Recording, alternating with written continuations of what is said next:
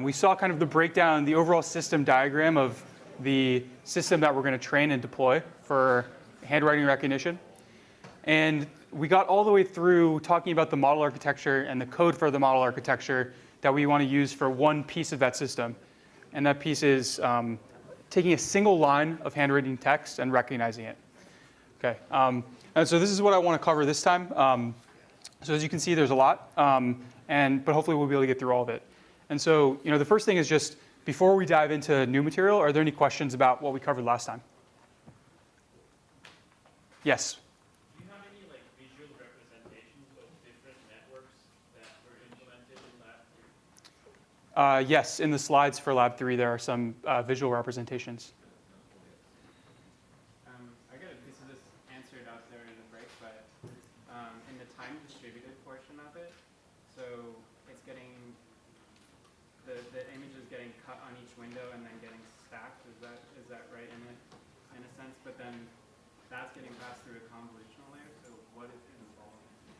Yeah. So the question is we had this time distributed thing, and kind of how does that work? And so the way to think about it is, we started with this input image that's short and wide, right? So it's 28 pixels tall, and then it's many pixels wide.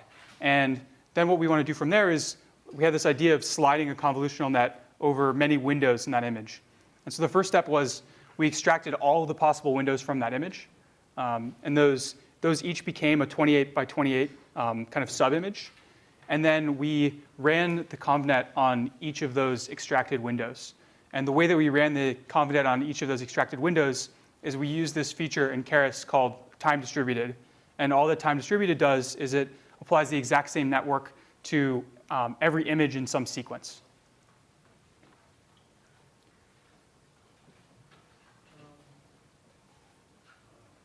So if it applies the same network to the entire sequence of the windows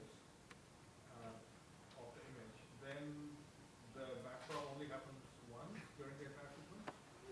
So the question is, does the backprop only happen once through the entire sequence? So the way that the backprop works for the sequence is it's backpropagation through time, because we have a recurrent net on top of things, and then the outputs of the comnet, the forward pass of the comnet, is computed for each of the possible inputs, so for every window, and then we backpropagate it through each of the possible inputs. So you can think about it as one comnet for each window, but the weights between all of them are shared. Okay, so I'm gonna move on to Jupyter Hub lab setup. I guess the question here is, raise your hand if you are still not able to access the Jupyter Hub that we were using last time. Okay, so 2 or 3 people. So if you're still having trouble with it and you want to follow along, then just post in Slack in the syshelp channel, and Sergey or Chris from Weights and Biases will jump in there to help you.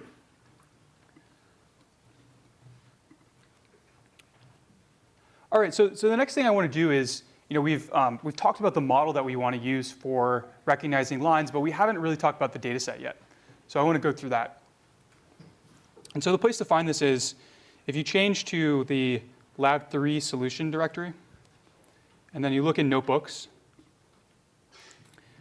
then there's another notebook in here called Look at emnist lines. And emnist lines is the main data set that we're going to work with for training our line model. And so let's look through this together.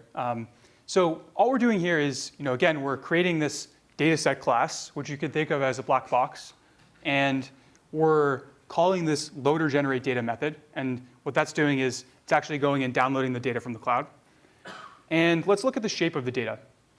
So we have this attribute called max length, and what this corresponds to is the maximum length of the labels in the data set. And so, the way that we're doing this here for convenience of being able to put everything into one matrix is any sentence that has a shorter length than this max length, we're going to pad with some blank character, so that all of the sequences of characters in our data set have the same length. And so if you look at the shape of this data, there's 10,000 training examples, and each of them are 28 pixels tall. And then many pixels wide, so 952 pixels wide. And the labels, there are also 10,000 of them, and there's another dimension here of 34, which corresponds to the max length. And then the last dimension is 80, which corresponds to the 80 classes from eMnist. And so the thing I haven't told you yet is like where this data set actually comes from. And so oftentimes what we try to do for problems like this, where maybe it's actually hard to go collect a big labeled data set of handwriting, is we can start with a synthetic data set. And so this eMnist lines data set is actually a synthetic data set composed of eMnist characters. And the way it's created is we have a corpus of sentences called the Brown corpus. And for every example in our data set, we sample a sentence from this corpus. And then for each character in that sentence, we sample an eMnist character. So maybe the first character in the sentence, maybe the first word is the, and the first character is t. And so we would first sample a t from eMnist. And then we place those characters side by side with some random overlap. And so if we look at it, this is what that data looks like. It's kind of like a bunch of eMnist characters that are placed next to each other and squeezed together.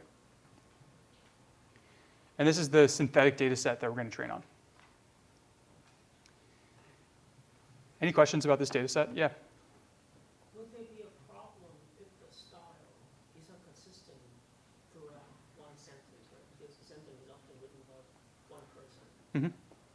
Yeah, so the question is there a problem if the style is not consistent throughout one sentence? I think for training, there's probably no problem because this model can learn to recognize any of these characters, and it shouldn't really depend on what style they're written in.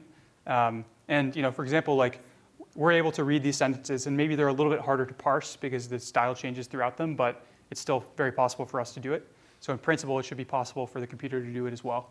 In practice, you might run into some issues if your testing data doesn't really look like this. Yeah? 34 is the length of the line? So 34 is the maximum length of the sentence in characters.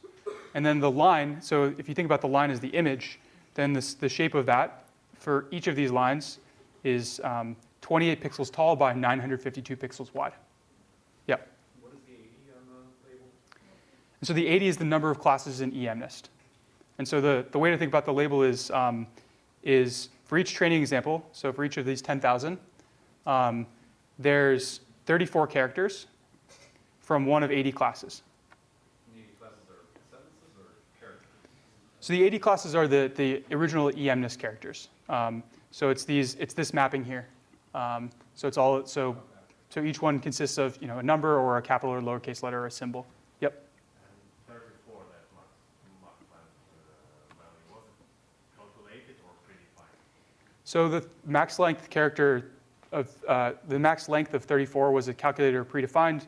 I think the way that we did it is we just looked at the longest sentence in the corpus and we set it to be that, or that's generally the way that you do it.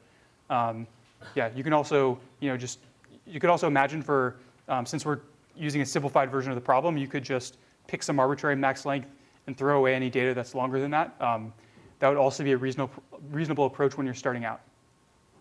Yes. Why are we using the synthetic data set? Just to illustrate kind of the way that the typical life cycle of a machine learning project, right? So if we're starting on this this text recognition problem, then we might not want to go out and do this really expensive process of collecting a bunch of real data before we've actually verified that that we can train something useful. And in addition to that,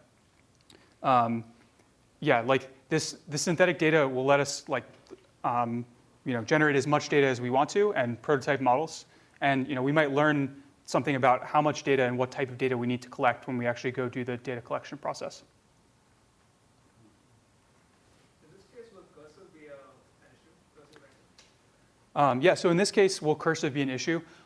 I don't think there's any cursive in the training set. So yes, it would be an issue.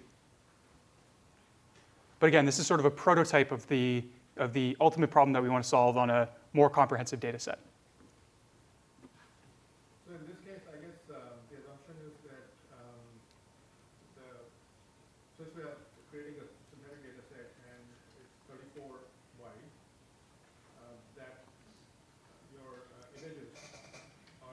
roughly the same size, and therefore it all lines up. The image with the sequence in terms of 38 width, 34 width, that all lines up. So the question is, are we making any assumptions about what the input data to the model looks like? Does it always have to be 952 pixels wide? Does it always have to be 34 characters? And the answer is, we are making the assumption here that all of the lines that we use are going to be 952 pixels wide. But there are some ways to do away with that assumption, but that's kind of an assumption we're making for now. And the character, for the length of the labels, they don't actually all have to be 34 characters long. They just have to be at most 34 characters long. So it's totally fine to have shorter labels. Yep. So if we train for max length 34, how do we scale it up afterwards if we have longer sentences? Yeah, so if we train with max length 34, how do we scale it up later if we have longer sentences? We would have to retrain. Okay, and just for comparison, I'm also going to show you another data set, which is a data set of real handwriting that we also have code here to train on. And so I'm going to go back into, this time I'll go to lab 4.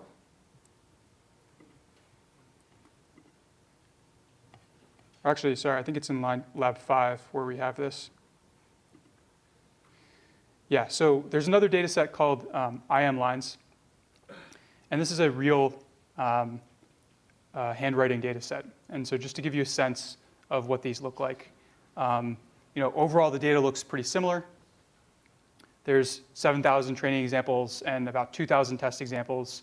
The images are the same size, but the max length is much longer for this data set. It's 97.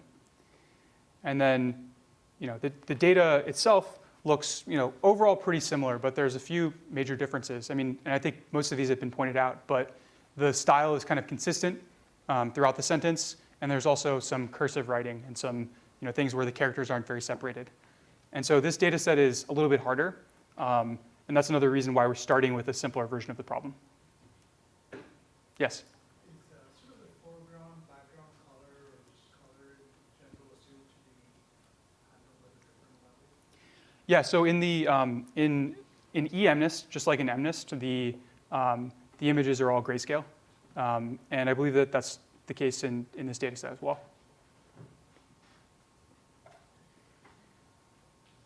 Yeah. Sorry, I think what I was pointing out earlier was that in this case, the width of not this one, the label 3, the lab 3, that the width of each character was basically 28 by 28, and so if you put 34 of them of the images, you line them up, they would nicely fit in 952. But that's not true with real sentences because someone's characters may be more compressed than somebody else's. So that experience, the model will miss out. So the question is, are the characters evenly spaced in the synthetic data set? So they're not. And the way we create the synthetic data set is we sample characters, but then we also sample some random overlap between the characters. And so there are some effects of like handwriting that we won't see here. Like, for example, you see this example, this person's handwriting kind of slants upward. So there's sort of correlated offsets between the subsequent characters. And that's not the kind of thing that we would see in the data set that we created. But the spacing is not uniform.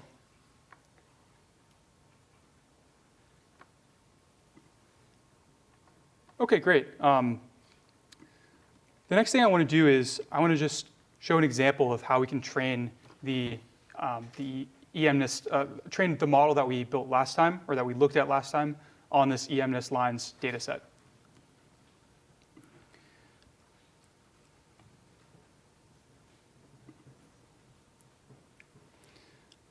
And so the code for it is here, if you're following along in the README for Lab 3.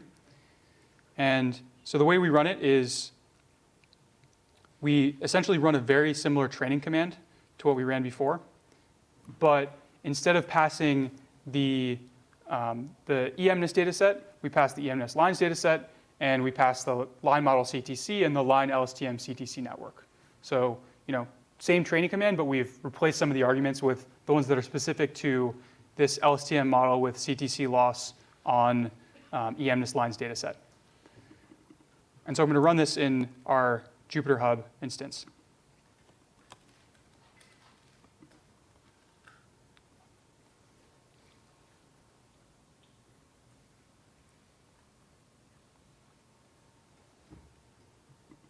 Oops, I think I need to be in the lab folder, actually.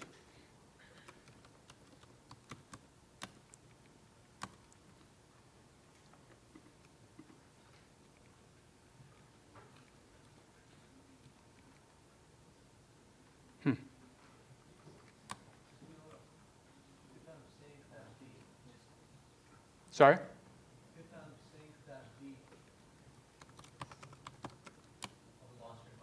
Oh yeah, I guess that's interesting.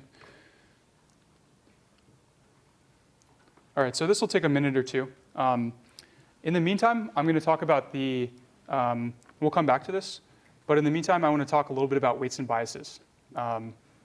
So you all set up a weights and biases account when you first signed up for the Jupyter Hub the Jupyter Lab instance. And so now I want to talk a little bit about what we typically use weights and biases for.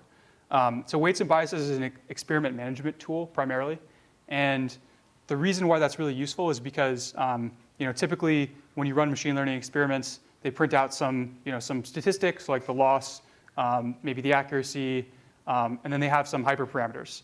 And usually the way that this works, if you're not careful, is you run those things and you keep track of those hyperparameters and those statistics.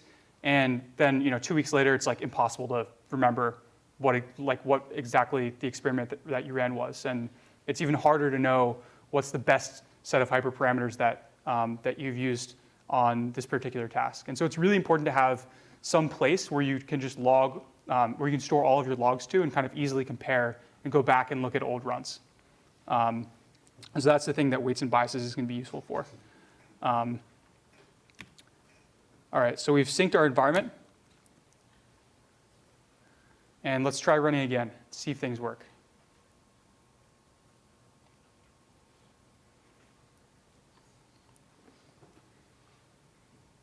Okay, so you see the data set downloading some of the components. And so the first thing is, the thing at the bottom here is the brown corpus that I mentioned. So this is actually the sentences that we're using. And so it's downloading that, and it's using it to create a synthetic data set.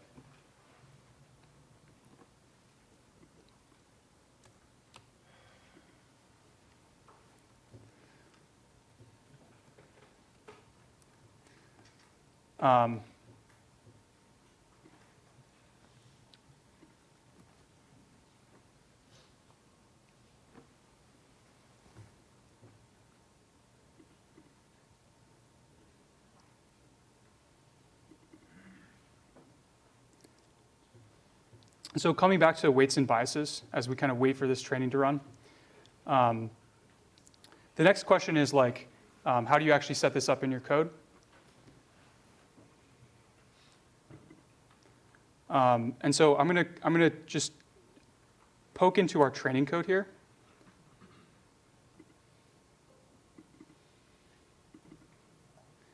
And show you kind of the logic that we're using to set up weights and biases. So once you've set up your account, then there's kind of a few lines of code that you add to your training loop. So one is just for importing weights and biases.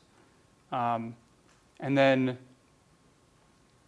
later, we essentially add a little bit of logic that just says, initialize weights and biases for this experiment, and then log to weights and biases our experiment config. So we can always go back and look at what hyperparameters we use and how exactly the training worked for this experiment. And then during training, we pass this flag called use W&B. And what this flag does, if you look in the code for training the model, is it creates a callback called a W&B callback. And then it adds that as a callback to Keras. And so in Keras, callbacks are just things that get run kind of during your training loop and help you log things back. And so the W&B callback, all it does is it takes everything that you're logging normally in Keras, And then in addition to logging it to your console, it also saves it to this cloud platform.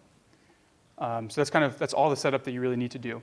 And then you're basically automatically logging everything to the cloud. And so if we look at our training here, it's eventually, once it downloaded the data set, it appears the training is working correctly.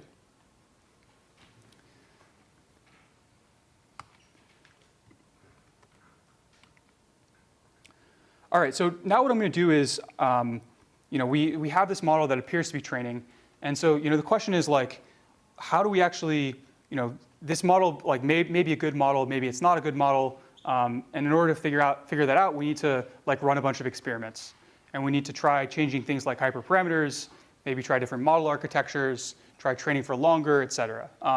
So what are the best practices for doing that well? And so the first thing that I want to show you how to do is I'm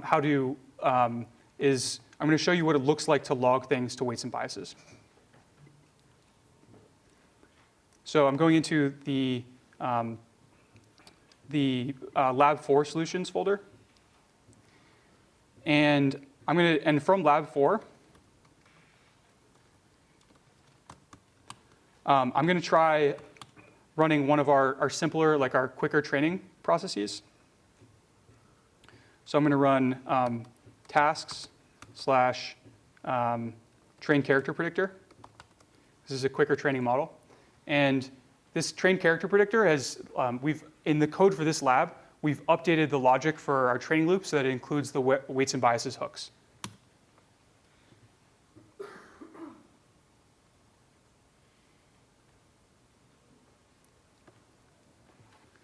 And so you'll see something different happening here, which is you get some logging at the beginning that lets you know that weights and biases is running. And so now our training is running locally, and the thing that we want to do is log into W&B, and I think they actually provide the URL here, and take a look at what we see. Okay, and so this is kind of like the beginning of the logging for this experiment. And you can see that as the model starts logging things to the console, in real time, it's also logging them to the weights and biases console. And so we now have one experiment running here, and we're able to see the accuracy improve and the loss go down. If we instead navigate to the entire workspace, so if we look at all of the runs, then we're able to see not just this one experiment that's running, but also other experiments that we've run in the past in this for this project. So, for example, here's one that I ran last night just to kind of try things out. And the other nice thing that weights and biases lets us do is kind of create charts that allow us to compare different runs. So we have one run running right now, and we might want to plot the accuracy of that. But let's say locally, in addition to this run, we also want to run something that, let's say, uses a different batch size, let's say. So what we can do is we can run a different experiment with a larger batch size of 512.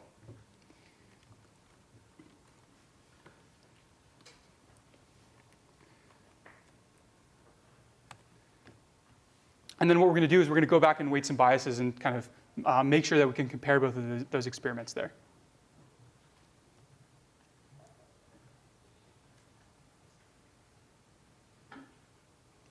OK, so we've already started logging. And so let's look back here and see if this showed up where we expected it to. Yeah, and sure enough, we have one thing, our first experiment running from a couple of minutes ago, and now we also have another one running. And the curves start to show up on top of each other. There's a few other cool things that you can do with weights and biases. One of them is you can automatically restart runs since it saves the config of the run. You can just kind of automatically, if a run fails, you can just ask weights and biases to restart the run from the point where it failed. And you can do all sorts of other different types of cool logging. Like you can log images and make different types of charts and things like that. Yeah? Yeah, so the question is why use scripts for training instead of just running the Python code yourself? There's no real reason why you need to use scripts. I'm using it here because it's just a little bit more of a convenient way of remembering exactly what the syntax of what I want to run is. Yeah? Does it also save the weights that you train? Yeah, so you can also save the weights that you train to weights and biases. Yep. Mm-hmm. So this is a TensorBoard replacement, I suppose, but it's in the cloud and it compiles, it keeps all of these experiments together. Yeah, so the question is like, what's the difference between this and TensorBoard? TensorBoard is also a really useful tool. The reason why I find this to be a lot better is because in TensorBoard, you still need to keep track of all your experiments yourself. And then once, if you know where all of your experiments are saved and you know all the metadata, then TensorBoard does a pretty good job of kind of plotting, like making the plots. So this makes the plots, but it also keeps track of everything that you've run and like saves all that information. And you can go back and like this happens to me all the time. I ran an experiment 2 months ago. It worked well, and then I went on and worked on something else, and then now I need to go back and figure out how exactly that experiment worked. Really hard to do with TensorBoard. Yes? Can you import the results from TensorFlow checkpoints? So basically, sort of export from TensorBoard to weights and biases? Can you export from TensorBoard to weights and biases? I'm not sure. Yeah. Yes? While saving the weights, does it assign a particular name? So generally, like the time or in order to keep track of the hyperparameters, or does it save it in sync? How does it work? Yeah, so the question is, like, what's the naming scheme for how weights and biases saves the weights? Yeah, I'm not too sure about that. Yeah. Can you export any kind of media for visualization? For example, your network outputs maybe, or what it is doing a video, perhaps? Yeah, so can you export any type of media for visualization? I think it probably goes too far to say anything, but you can. There's a lot of stuff. Here's some example. Like, here's basically the options they give you. So you could do plots, and you can do tables, images, audio, HTML, and then like more complicated plots with Plotly. Yeah, and I think probably if there's like if you have another use case that's not supported here, I think they're like regularly implementing new things as well. Yes? Does this also help us in hyperparameter tuning by putting it all together in one thing? Yeah, absolutely. So does this help us in hyperparameter tuning? Yes, so in a couple of ways. So one is just this is a really useful way for comparing runs. So if you ran, like let's say you ran 18 runs with 18 different hyperparameters, then this is kind of a nice way of plotting them all in the same chart and seeing which one looks the best. And then the other way it helps is weights and biases has an explicit hyperparameter tuning or hyperparameter sweep utility. And so you can use that as well. Yeah? Can you deploy weights and biases on-prem? Can you deploy weights and biases on-prem? I think, so we have the founder of Weights and Biases giving a guest lecture, and you should ask him that. Yeah.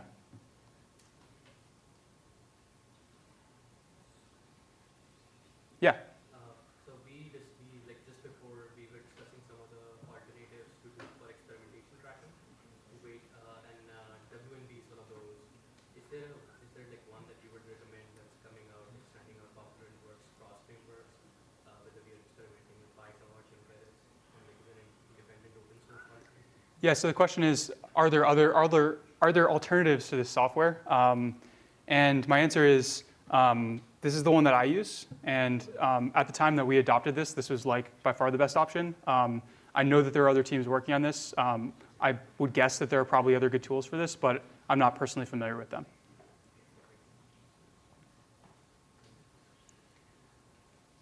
Okay, great. Yeah, the next step here is like to get your hands dirty and like actually try to train some models yourself. Is everyone ready for that? Cool. Okay, so the idea is like, we have about 35, 40 minutes left before our next break. And so, really the purpose of this is for you all to familiarize yourself more with the code, try training things, try making improvements to the kind of baseline models that we've implemented here. You should each have a GPU in your Jupyter Lab instance. And so you should be able to kind of like run training on your own. I'm going to pull up we have some suggestions of things that you might want to try, possible improvements that you can make to the model. And so, feel free to use this as a starting point or come up with your own. And so the place to look for this is in Lab 5 solutions. And so here are kind of some of the suggestions that we have. So, we picked some sliding window width and stride, but you can try changing that.